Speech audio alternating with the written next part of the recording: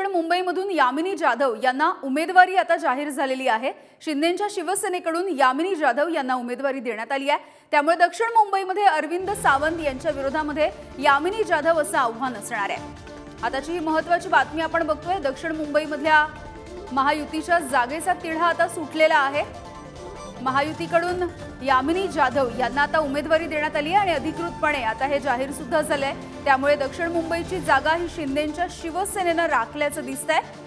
शिंदेंच्या शिवसेनेकडून अधिकृतपणे हे जाहीर झालेलं आहे। यामिनी जाधव यांना उमेदवारी देण्यात आली आहे। ठाकरेंच्या शिवसेनेचे अरविंद सावंत आणि त्यांच्या विरोधामध्ये यामिनी जाधव असं आव्हान आता दक्षिण मुंबईमध्ये आपल्याला बघायला मिळेल। तर यामिनी जाधव यांनी गेल्या काही दिवसांपासून मुख्यमंत्री एकनाथ शिंदे यांच्या भेटीगाठींचा धडाका लावलेला होता आणि अखेर आता दक्षिण मुंबईमधून यामिनी जाधव यांना उमेदवारी जाहीर झालेली आहे। सध्या त्या भायखळ्याच्या आमदार आहेत आणि याविषयी बोलूयात। स्वतः यामिनी जाधव आपल्यासोबत जोडल्या गेलेल्या आहेत। यामिनीजी, अभिनंदन। खरं तर तुम्हाला उमेदवारी जाहीर झालेली आहे, कसं बघताय? तर स्वतः यामिनी जाधव आपल्यासोबत जोडल्या गेलेल्या आहेत। यामिनीजी, तुम्हाला उमेदवारी जाहीर झालेली आहे, काय नेमके तुमचे मुद्दे असतील यंदाच्या निवडणुकीमधले? दृष्टिकोनातून त्यांनी वडिलांच्या पासून शिकलेली समाजसेवा केलेल्या आहेत। मोदी साहेबांनी, शिंदे साहेबांनी, फडणवीस साहेबांनी, पवार साहेबांनी, महायुतीने हे केलेलं आहे।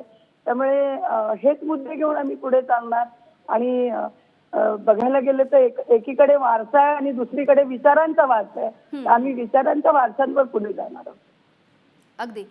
यामिनीजी, खरं तर आधीच्या शिवसेनेमध्ये म्हणजे ज्यावेळेला तुम्ही एकत्र होता त्यावेळेला अरविंद सावंत यांच्यासोबत तुम्ही काम केलंय आणि आता अरविंद सावंत यांचंच आव्हान तुमच्या समोर असणार आहे दक्षिण मुंबईमधून। मला असं वाटतं आव्हान असं काही समजण्याची गरज नाही आहे, कारण महायुतीने एवढी कामं करून ठेवलेली आहेत, तेच मोठं आव्हान आहे सगळ्यांसमोर।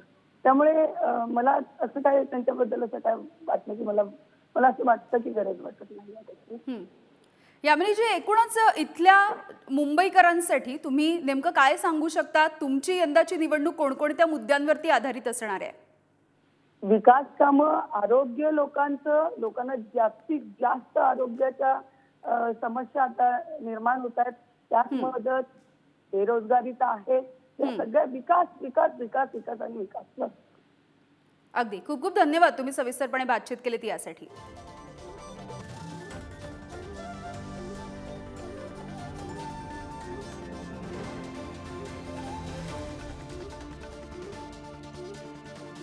आणि याविषयीचे आणखी अपडेट्स घेऊयात। पंकज दळवी आमचे प्रतिनिधी आपल्या सोबत आहेत। पंकज, एकीकडे अनेक नावं खरं तर दक्षिण मुंबईसाठी चर्चेत होती, म्हणजे भाजपकडून नार्वेकरांचं नाव चर्चेत होतं आणि आता जर आपण बघितलं तर यामिनी जाधव यांना उमेदवारी जाहीर झालेली आहे। शिंदेंच्या शिवसेनेकडे ही जागा गेली आहे।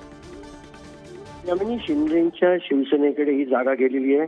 कुठेतरी महायुतीतल्या या दोन प्रमुख पक्षांमध्येच कुठेतरी एक वर्चस्वाची लढाई चालू होती। एकनाथ शिंदे यांची शिवसेना आणि भाजपा या दोघांमध्ये वर्चस्वाची लढाई सुरू होती। राहुल नार्वेकर यांनी प्रचाराला सुरुवात केली होती, मात्र अचानक हा पक्ष भाजपच्या ऐवजी एकनाथ शिंदे यांची शिवसेना लढेल अशी शक्यता निर्माण झाली आणि त्यामुळे नक्की कोणाला या वादामध्ये आतापर्यंत जवळजवळ महिनाभर निघून गेला आणि निवडणुकीला 20 दिवस असताना अखेर उमेदवारी जी आहे ती जाहीर करण्यात आलेली आणि त्यामुळे मतदारांमध्ये आणि कार्यकर्त्यांमध्ये, पदाधिकाऱ्यांमध्ये जो आहे तो संभ्रम होता की नक्की कोणाला उमेदवारी दिली जाणार आणि कोण तिकडचा उमेदवार असा तो आता दूर झालाय। मात्र प्रचाराचे मुद्दे काय असतील, त्याच्यानंतर कुठल्या मुद्द्यांवरती प्रचार केला जाईल, एकमेकांवरती कसे आरोप प्रत्यारोप होईल याची सुरुवात जी आहे ती उद्यापासून होईल असं म्हणावं लागेल।